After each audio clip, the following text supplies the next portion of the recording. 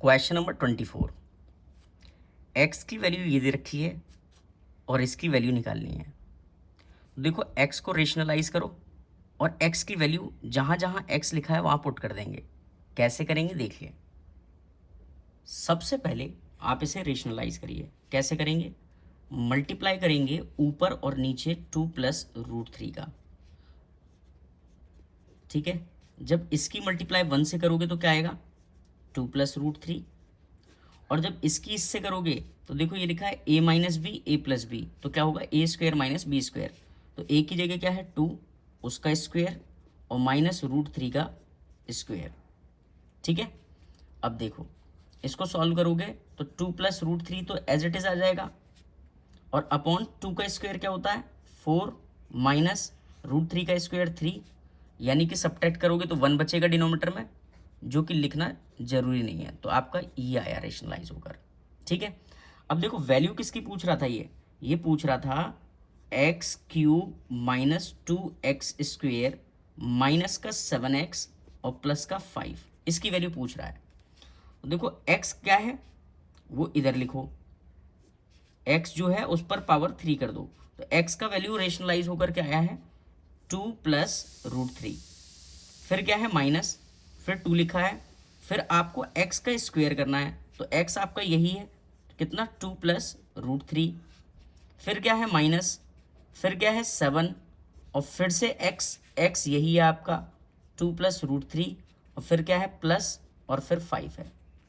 ठीक है, अब हमारा पर्पस रहेगा इसको सॉल्व करना पहले, फिर इसको सॉल्व करना। ये जो स्क्वायर है फिर क्या है? ये है। तो x का वैल्यू आपको अगर ये दे रखा है तो x का स्क्वायर करना है, मतलब 2+√3 का स्क्वायर करना है। तो आप देखो सिंपल मेथड से कर लो।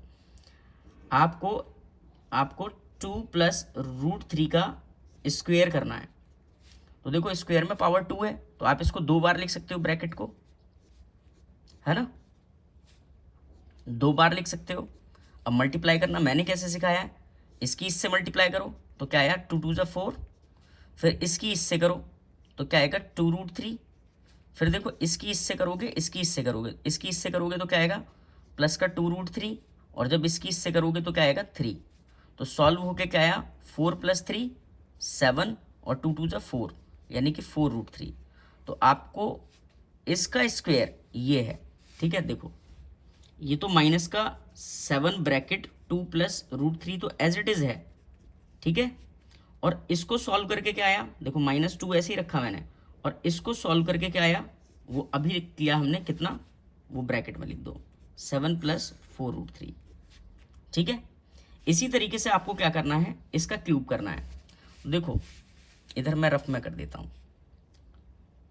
ये था आपका 2+√3 का क्यूब निकालना है।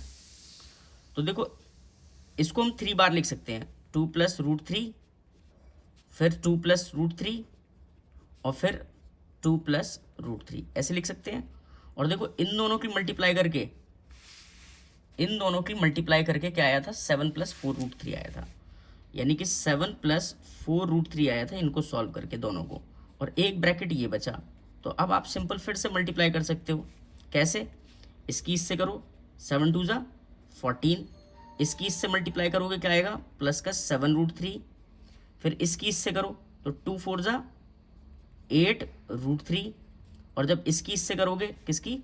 4√3 की मल्टीप्लाई किससे करो? √3 से, तो क्या आएगा? इसकी इससे करोगे तो 3 आएगा, और फिर 4, तो 4 3 12। ठीक है, यानी कि कितना? प्लस का 12। अब इन दोनों को ऐड करो तो कितना आएगा? 26। देखो 2 और 4 6 और 1 और 1 2। इन दोनों को करोगे तो क्या आएगा? 7 + 8 कितना हुआ? 15√3।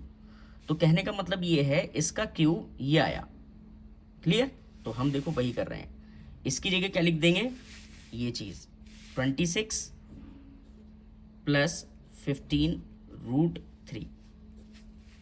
क्लियर है? अब देखो 26 + 15√3 तो एज इट इज, -2 की मल्टीप्लाई इससे करो तो क्या आएगा? -14। फिर इसकी इससे करो तो 2 4 8√3। फिर इसकी इससे मल्टीप्लाई करो तो क्या आएगा? -14, 7 2 14, और फिर इसकी इससे करोगे तो माइनस का 7√3 और फिर प्लस का 5। क्लियर? अब देखो ये माइनस का है, ये माइनस का है, तो दोनों को प्लस करोगे क्या आएगा? माइनस का 28। ठीक है, और 26 पॉजिटिव ये है और प्लस का 5 ये है, तो कितना आएगा? 31।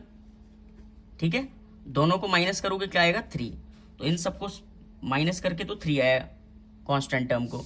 अब देखो रूट वाली टर्म देखो, तो रूट वाली टर्म देखो, माइनस का 7√3 ये है और 8 ये है, तो कितना होगा? माइनस का 8 और 7 15।